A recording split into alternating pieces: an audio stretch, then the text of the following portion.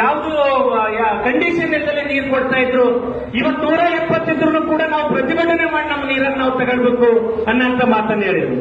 ಇವತ್ತು ಅಪ್ಪರ್ ಭದ್ರಾ ಅನ್ನೋಂತ ಒಂದೇ ಒಂದು ವಿಚಾರಕ್ಕೆ ಅದು ಒಂದು ಭೂತ ಮಾಡಿಕೊಂಡು ಅವ್ರಿಗೆ ಯಾವತ್ತಾದನ್ನ ಸಂಕಷ್ಟದ ಪರಿಸ್ಥಿತಿನಲ್ಲಿ ನೀರು ಕೊಡಬೇಕು ಅನ್ನೋಂತ ಕಾರಣಕ್ಕೆ ಇವತ್ತು ನಮ್ಮನ್ನ 170 ಅಡಿ ನೀರಿದ್ರು ಕೂಡ ನಮ್ಮ ಮಳೆಗಾಲದ ಬೆಳೆಗಳಿಗೆ ನಮ್ಮ ಹಕ್ಕನ್ನ ನಮಗೆ ಕೊಡೋದಕ್ಕೆ ಅಧಿಕಾರಿಗಳು ರಾಜಕಾರಣಿಗಳು ಇವತ್ತು ಮೀನಾಮೇಷ ಮಾಡ್ತಾರೆ.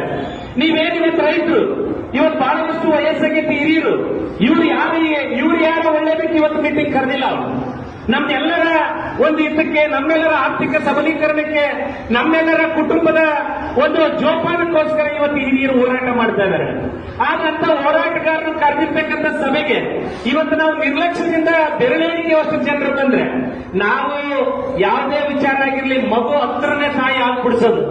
ನಾವು ಇವತ್ತು ಇಷ್ಟಕ್ಕಂತ ನಿರ್ಲಕ್ಷ್ಯ ಮಾಡಿ ಹಿರಿಯರು ಕರೆದಾಗ ನಾವು ಈ ಸಭೆಗಳಿಗೆ ಬರದೆ ಯಾರೋ ಹೋರಾಟ ಮಾಡ್ತಾರೆ, ಯಾರೋ ನೀರು ತರ್ತಾರೆ, ನಾನು ನೀರು ಕಟ್ಟಬೇಕು ಅಂತಕ್ಕಂಥ ಮನಸ್ಥಿತಿ ಏನಾದ್ರು ನಮ್ಮ ರೈತರು ಇದೇ ರೀತಿಯಾಗಿ ತಾಳಿದ್ರೆ ಖಂಡಿತ ನೀರು ಬಿಡಲ್ಲ.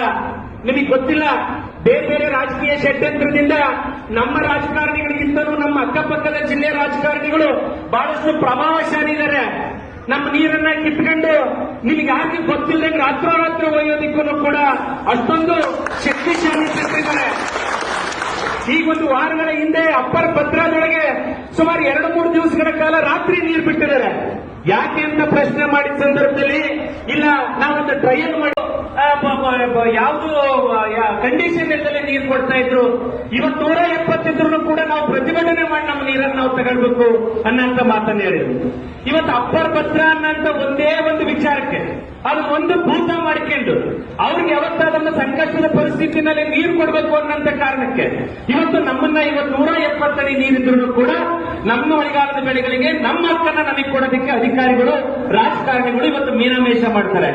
ನೀವೇನು ಇವತ್ತು ರೈತರು ಇವತ್ತು ಬಹಳಷ್ಟು ವಯಸ್ಸಾಗೈತಿ ಹಿರಿಯರು ಇವ್ರು ಯಾರ ಒಳ್ಳೇದಕ್ಕೆ ಇವತ್ತು ಮೀಟಿಂಗ್ ಕರೆದಿಲ್ಲ.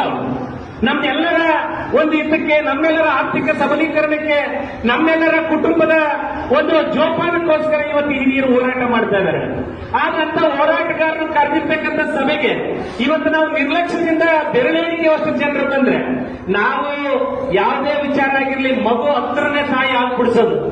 ನಾವು ಇವತ್ತು ಇಷ್ಟಕ್ಕಂತ ನಿರ್ಲಕ್ಷ್ಯ ಮಾಡಿ ಹಿರಿಯರು ಕರೆದಾಗ ನಾವು ಈ ಸಭೆಗಳಿಗೆ ಬರದೆ ಯಾರೋ ಹೋರಾಟ ಮಾಡ್ತಾರೆ, ಯಾರೋ ನೀರು ತರ್ತಾರೆ, ನಾನು ನೀರು ಕಟ್ಟಬೇಕು ಅಂತಕ್ಕಂಥ ಮನಸ್ಥಿತಿ ಏನಾದ್ರು ನಮ್ಮ ರೈತರು ಇದೇ ರೀತಿಯಾಗಿ ತಾಳಿದ್ರೆ ಖಂಡಿತ ನೀರು ಬಿಡಲ್ಲ. ನಿಮಗೆ ಗೊತ್ತಿಲ್ಲ, ಬೇರೆ ಬೇರೆ ರಾಜಕೀಯ ಷಡ್ಯಂತ್ರದಿಂದ ನಮ್ಮ ರಾಜಕಾರಣಿಗಳಿಗಿಂತಲೂ ನಮ್ಮ ಅಕ್ಕಪಕ್ಕದ ಜಿಲ್ಲೆ ರಾಜಕಾರಣಿಗಳು ಬಹಳಷ್ಟು ಪ್ರಭಾವಶಾಲಿ ಇದ್ದಾರೆ. ನಮ್ಮ ನೀರನ್ನ ಕಿತ್ಕೊಂಡು ನಿಮ್ಗೆ ಯಾಕೆ ಗೊತ್ತಿಲ್ಲದಂಗೆ ರಾತ್ರೋರಾತ್ರಿ ಒಯ್ಯೋದಿಕ್ಕೂ ಕೂಡ ಅಷ್ಟೊಂದು ಶಕ್ತಿಶಾಲಿ ಇದ್ದಾರೆ. ಈಗ ಒಂದು ವಾರಗಳ ಹಿಂದೆ ಅಪ್ಪರ್ ಭದ್ರಾದೊಳಗೆ ಸುಮಾರು 2-3 ದಿವಸಗಳ ಕಾಲ ರಾತ್ರಿ ನೀರು ಬಿಟ್ಟಿದ್ದಾರೆ. ಯಾಕೆ ಅಂತ ಪ್ರಶ್ನೆ ಮಾಡಿದ ಸಂದರ್ಭದಲ್ಲಿ ಇಲ್ಲ ನಾವೊಂದು ಟ್ರಯಲ್ ಮಾಡಿ